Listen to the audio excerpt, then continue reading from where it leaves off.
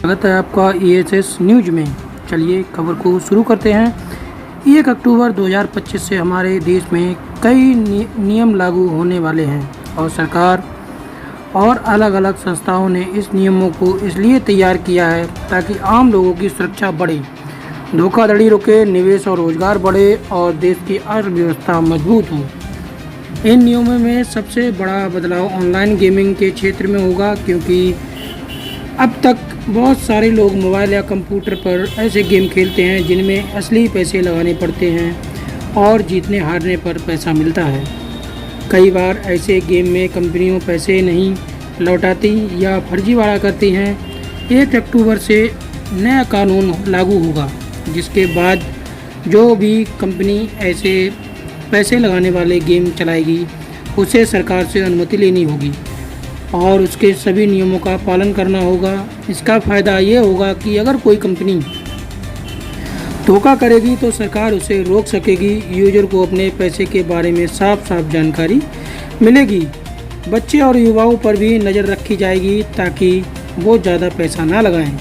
यानी पहले पैसे जुए को पुलिस देखती थी, वैसे ही अब ऑनलाइन गेम में भी सरकार की नज़र होगी, जिससे जनता सुरक्षित रहेगी।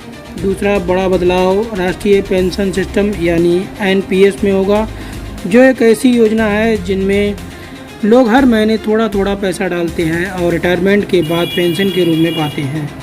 अभी तक नियम था कि आप अपने पैसों का केवल 75% ही शेयर बाज़ार में डाल सकते थे और बाकी बॉन्ड वगैरह में जाता था, लेकिन 1 अक्टूबर से सरकार का यह सीमा हटा देगी। यानी तब आप चाहो तो अपना 100% पैसा शेयर बाज़ार में लगाकर ज़्यादा मुनाफा पाने की कोशिश कर सकते हो। और मल्टीपल स्कीम फार्म वर्क नाम का नया सिस्टम भी शुरू होगा, जिससे आप एक ही पैन नंबर से कई तरह की NPS स्कीम चला सकेंगे। यह बदलाव खासकर प्राइवेट सेक्टर के लोगों के लिए होगा, जिससे अब लोग अपनी ज़रूरत के हिसाब से निवेश कर पाएंगे।